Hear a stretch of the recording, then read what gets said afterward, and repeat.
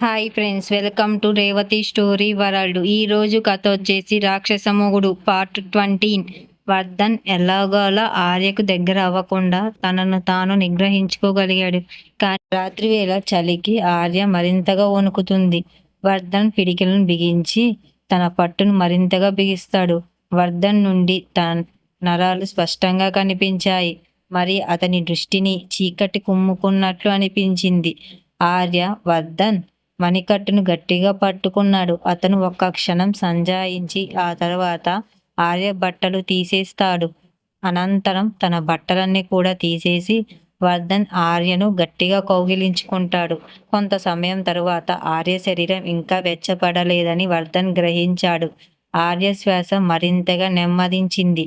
వర్ధన్ తన పెదలను ఆర్య పెదాలకు దగ్గరగా జరిపి గంభీరమైన స్వరంతో, ఇకపై ఏది జరిగినా దానికి నేను బాధ్యుణ్ణి కాదు అని చెప్తాడు. అలా చెప్తూ వర్ధన్ తల వంచి ఆర్యను ముద్దు పెట్టుకోవడం మొదలుపెట్టాడు. అతని చేతులు ఆర్య శరీరంపై కదులుతున్నాయి. కానీ వర్ధన్ హృదయం కఠినంగా మారుతుంది. వర్ధన్ చేస్తున్న పనిలో ఎలాంటి భావోద్వేగం గాని ప్రేమ గాని లేదు.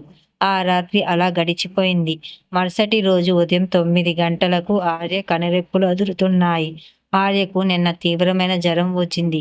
ఒంట్లో బాగాలేకపోవటంతో చాలా నీరసంగా ఉంది. ఆ సమయానికి ఆర్య తన చేతులను కూడా కదపలేకపోయింది. ఆమె కళ్ళు తెరిచి పైకప్పును చూసింది. ఆర్య మెడలు సరిగ్గా పనిచేయకపోవటంతో తను ఎక్కడ ఉందో ఆమెకు అర్థం కాలేదు. చుట్టూ చూడటానికి ఆర్య తనను ఎడమ కుడివైపుకు తలను తిప్పుతుంది. ఆర్య త్వరగా తన బట్టలు వెతుక్కొని వేసుకుంది. కానీ ఆమెకు ఇంకా నీరసంగానే అనిపించింది. అంతేకాకుండా ఆమె శరీరం అంత నొప్పులుగా ఉంది. ఆర్య శరీరం నిండా గాయపు గుర్తులు ఉండటంతో వాటిని చూసి ఆర్యకు మరింత భయం వేసింది. ఆర్య లేచి నిలబడగానే ఆమె కాళ్ళు తడబడ్డాయి. కానీ ఆర్య నొప్పిని భరిస్తూ తలుపు వైపు వెళుతుంది.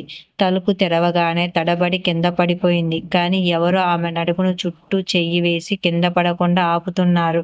వెంటనే ఆర్య వర్ధన్ మెడపట్టిని గట్టిగా పట్టుకుంది. వర్ధన్ భావరహితంగా ఆర్య వైపు చూశాడు. ఆర్యను చూసినప్పుడు వర్ధన్ ముఖంలో ఎలాంటి భావోద్వేగం కనిపించలేదు. ఆర్య కళ్ళు తెరిచి వర్ధన్ వైపు చూస్తుంది. కానీ మరుక్షణమే ఏమీ ఆలోచించకుండా వర్ధన్ చెంపపై గట్టిగా కొడుతుంది. చెంపదెబ్బ చప్పుడు గట్టిగానే ఉంది. కానీ వర్షం శబ్దం దానిని అణిచివేసింది. వర్ధన్ ముఖం ఒక పక్కకు వంగి ఉంది. కానీ అతని చెంప మీద ఉన్న గాయపు మచ్చలు స్పష్టంగా కనిపిస్తున్నాయి. అదే సున్నితమైన చేతికి కూడా నొప్పి మొదలైంది.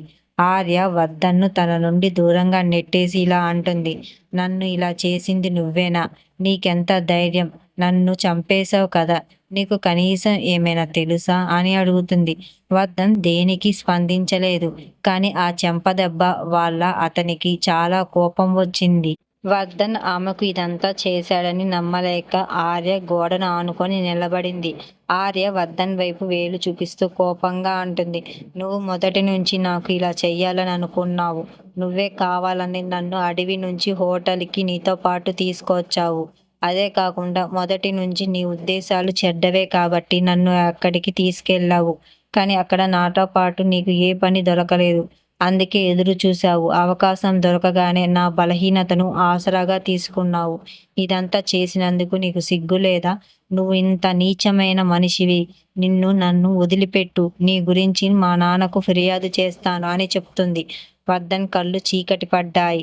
అతని ముఖం భయంకరంగా మారింది. అతను ఆర్య వైపు వెళ్ళి కోపంగా ఆమె మణికట్టును నిలిపిపెట్టి, నన్ను చెంపదెబ్బ కొట్టడానికి నీకెంత ధైర్యం అని అంటాడు. ఆర్యకు భయం వేయడం మొదలైంది. కానీ ఆమె ధైర్యం కూడగట్టుకొని ఇలా అంది. నువ్వు నాకు ఇంత చేశావు. నేను నిన్ను కనీసం చెంపదెబ్బకు కూడా కొట్టలేనా? నువ్వు ఒక అంతచారివి. నేను నీకు వ్యతిరేకిని అని అంటుంది. ఆర్య తన మణికట్టులో తీవ్రమైన నొప్పిని అనుభవించింది. వర్ధన్ తన మణికట్టును విరగొడతాడేమో అని ఆమెకు అనిపించింది. వర్ధన్ ఆర్య మణికట్టును ఆమె వీపుకు ఆనించి బెదిరిస్తున్నట్టుగా అన్నాడు. మరి నా మీద నువ్వేం చేశావు? పోలీసులు గాని మీ నాన్న గాని ఫోన్ చేస్తావా? నిన్ను ఎవరైనా నమ్ముతారని ఖచ్చితంగా అనుకుంటున్నావా అని బెదిరిస్తాడు. ఆర్య కోపంగా మరింత తీవ్రమైంది. వర్ధన్ కళ్ళలోకి సూటిగా చూస్తూ ఆమె ఇలా అంది. అందరూ నన్ను నమ్ముతారు. ఎందుకంటే నాకు అన్యాయం చేసి నా బలహీనతను ఆసరాగా తీసుకున్నది నువ్వే. నిన్ను నేను వదిలిపెట్టను అని చెప్పగానే వర్ధన్ పెదవులపై కొంట చిరునవ్వు ఉంది. అతను ఆర్య ముఖం వైపు చూసి ఆమె గడ్డం పట్టుకొని భావరహితంగా ఇలా అన్నాడు. నువ్వు నా మీద పడ్డావని, నేను ఇష్టంతోనే నా పడక దగ్గరికి వచ్చావని నేను అందరికీ చెబితే నీ పరిస్థితి ఏమవుతుంది అని గట్టిగా అరుస్తాడు. ఆ మాటలకి ఆర్య కళ్ళు పెద్దవిగా అయ్యాయి. ఎలా స్పందించాలో ఆమెకు తెలియడం లేదు. కానీ ఒక చేత్తో వర్ధన్ ఛాతీపై కొట్టి ఏడుస్తూ నా జీవితంలోకి నీలాంటి వాడి ఎప్పుడు చోటు లేదు. కానీ ఇంత నీచమైన పని చేసి ఇప్పుడు నన్ను నిందిస్తున్నావు. నువ్వంటే నాకు అసహ్యం. నువ్వంటే నాకు నిజంగా అసహ్యం. నేను నిన్ను ఎప్పటికీ క్షమించను అని గట్టిగా అరుస్తుంది. అలాగే ఏడుస్తూ వర్ధన్ వైపు చూస్తుంది. కానీ వర్ధన్ చలించలేదు. అతను ఎలాంటి భావము లేకుండా ఆమె వైపు చూస్తూ ఉండిపోయాడు.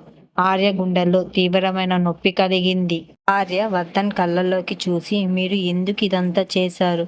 నేను మీకు ఏ తప్పు చెయ్యలేదు. ఆయన నన్నెందుకు ఇదంతా చేస్తున్నారు అని అడుగుతుంది. ఆర్య, నువ్వు నా జీవితాన్ని నాశనం చేశావు. నేను నీకు హాని చెయ్యలేదు కదా అని అడగక, ఆ క్షణంలో వాళ్ళిద్దరికి ఏదో కింద పడిన శబ్దం వినిపిస్తుంది.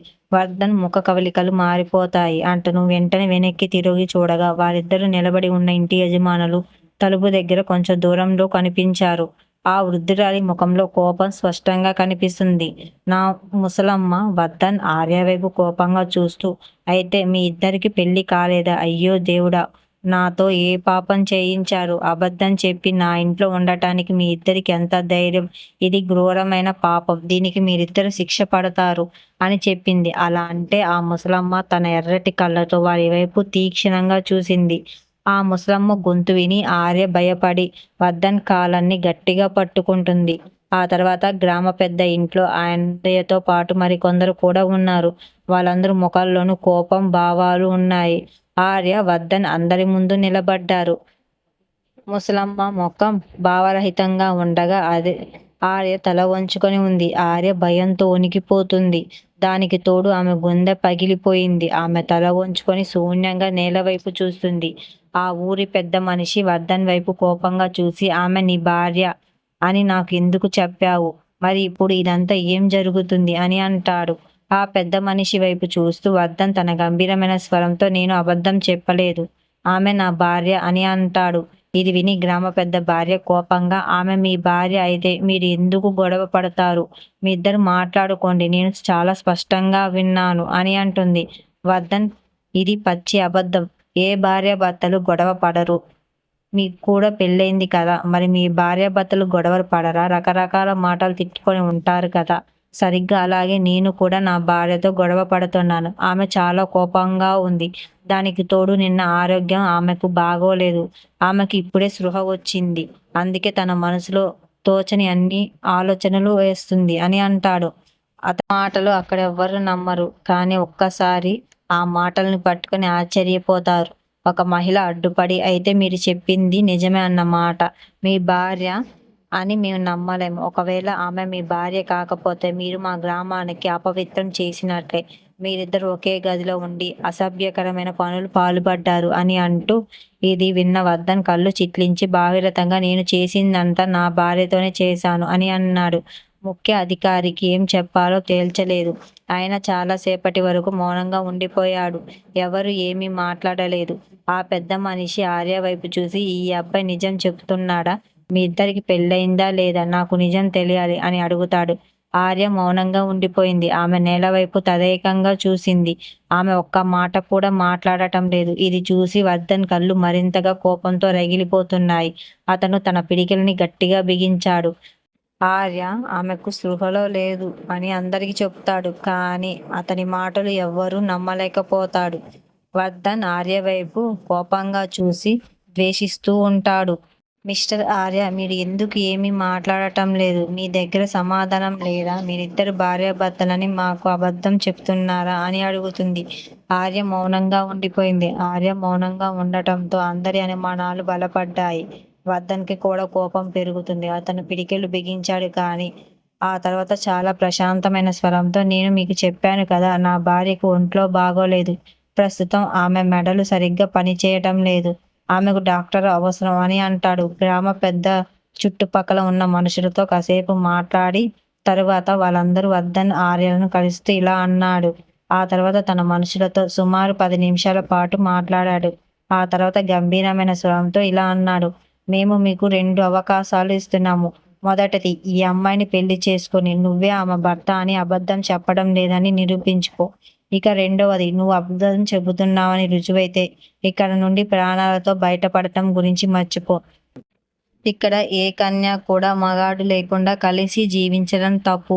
ఈ అమ్మాయికి దీనికి శిక్ష పడుతుంది అని చెప్పగా వర్ధన్ ముఖ కవళికలలో ఎలాంటి మార్పు లేదు.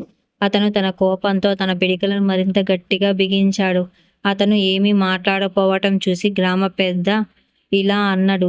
ఈ అబ్బాయి అబద్ధం చెబుతున్నాడు. లేకపోతే అతని భార్యను మళ్ళీ పెళ్లి చేసుకోవటానికి ఎందుకు వెనకడుగు వేయడు అని అనగానే ఒక వ్యక్తి కోపంగా, వారు మన గౌరవాన్ని భంగపరిచారు అని అంటాడు. అతను నాకు ద్రోహం చేశాడు. ఈ అమ్మాయిని సజీవంగా కాల్చేయండి. ఎందుకంటే మేము దీన్ని సహించము.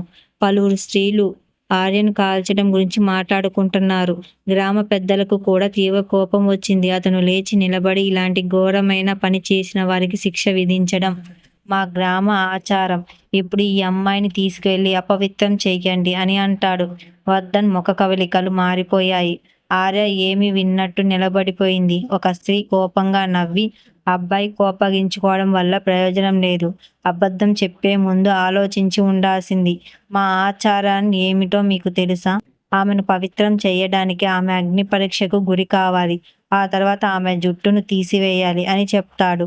ఆ మాటలు వాక్యం పూర్తి చేయకముందే వర్ధన్ కోపంగా నోరు తెరిచి ఇలా అన్నాడు. అతని ఎర్రటి కళ్ళతో ఆర్య వైపు చూసి ఆమె వెనకకు నెట్టి ఇలా అన్నాడు. ఆమె నా భార్య కాదని ఎవరు చెప్పారు? ఇది నేను చివరిసారిగా చెబుతున్నాను. ఆమె నా భార్య. ఇక పెళ్లి విషయానికొస్తే ఆమె అని చెప్పి మౌనంగా ఉండిపోయాడు. అతను ఆమె మణికట్టుపై తన కట్టును బిగించి ఆ తర్వాత గట్టిగా స్వరంతో, నేను పెళ్లికి సిద్ధంగా ఉన్నాను అని చెప్పాడు. ఇది విని అందరూ ముఖాలు చూసుకున్నారు. మీరు నిజం చెప్తున్నారా అని ఆ పెద్ద మనిషి మళ్ళీ అడుగుతాడు. అవును, నేను నా భార్యను మళ్ళీ పెళ్లి చేసుకోవడానికి సిద్ధంగా ఉన్నాను అని అనగానే ఆర్య వర్ధన్ వైపు చూస్తుంది. తర్వాత దగ్గరలో నిలబడిన వాళ్ళందరూ, కాబట్టి పెళ్లికి సిద్ధం అవ్వండి. మీ అందరికీ త్వరలో పెళ్లి జరుగుతుంది అని చెప్పి అందరూ అక్కడి నుంచి వెళ్ళిపోతారు. వర్ధన్ ఆగ్రహానికి గురై ఇంతకు ముందు ముసలమ్మ చేసిన పనికి ఆర్య బలవంతంగా తీసుకువచ్చాడు. వర్ధన్ లోపలి నుండి తలుపు మూసి కోపంగా ఆర్య జుట్టును పట్టుకొని, నువ్వు ప్లాన్ చేసింది ఇదేనా? నన్ను పెళ్లి చేసుకోవాలనుకుంటున్నావా అని అంటాడు. ఆర్య ఒక్క మాట కూడా మాట్లాడటం లేదు. ఆర్య కోపంగా, ఎందుకు మౌనంగా ఉన్నావు? నేను చెప్పింది నీకు వినపడటం లేదా అని అంటాడు. ఆర్య స్పృహ తిరిగి రాగానే ఆమె వెంటనే తన నుండి దూరంగా నెట్టివేసి, నీ మురికి చేతులతో నన్ను తాకకు అని అంటుంది. అలా చెప్తూ ఆమె గోడ ఆసరా తీసుకొని మోకాళ్ళపై కూర్చొని ఏడవడం మొదలుపెట్టింది. వర్ధన్ ఎలాంటి భావము లేకుండా ఆర్య వైపు చూస్తూ ఉంటాడు. వర్ధన్ ఆర్యని పెళ్లి చేసుకుంటాడా లేదా? ఒకవేళ పెళ్లి చేసుకుంటే ఆర్య పరిస్థితి ఏమవుతుంది? ఇవన్నీ తెలుసుకోవాలంటే నా ఛానల్ని వెంటనే సబ్స్క్రైబ్ చేసుకోండి ఫ్రెండ్స్.